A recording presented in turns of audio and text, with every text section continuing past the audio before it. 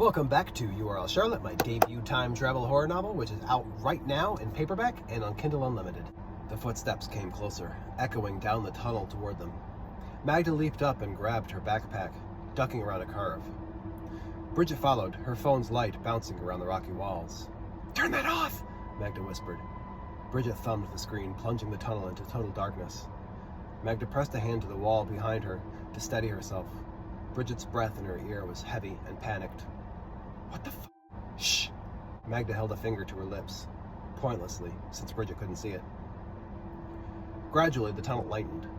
The footsteps shuffled through the dusty tunnel, just out of sight, approaching the spot where they stood. Magda was on the verge of running into the dark, away from whoever had followed them into the tunnel, when the footsteps stopped. How close, she wondered. 20 feet? 30? Hopefully not close enough to hear Bridget's heavy breathing.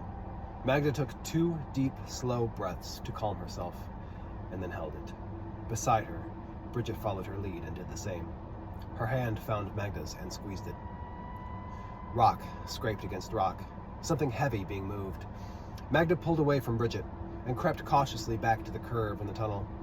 Placing both hands on the wall, still holding her breath, she craned her neck to peer around it.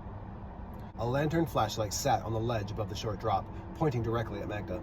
Below it, the scraggly man heaved a large rock away from the wall, his back to her. As he did, 2 things happened. A small opening in the floor became visible, one that the rock had covered until now. And as she took a deep breath, unable to hold it any longer, a horrible smell hit her like a punch to the face. 2 summers ago, something found its way onto the front porch, got entrapped, and died. The whole family had been disgusted by the smell every time they stepped out on the front porch for 2 days until her father figured out where it was coming from. He had crawled underneath and emerged covered in dead leaves and spider webs, holding a raccoon carcass covered in maggots and bloated from the heat. Magda had watched, crouching under a tree across the yard, trying not to vomit, as her father wrapped the dead raccoon in 2 garbage bags and chucked it in the bin.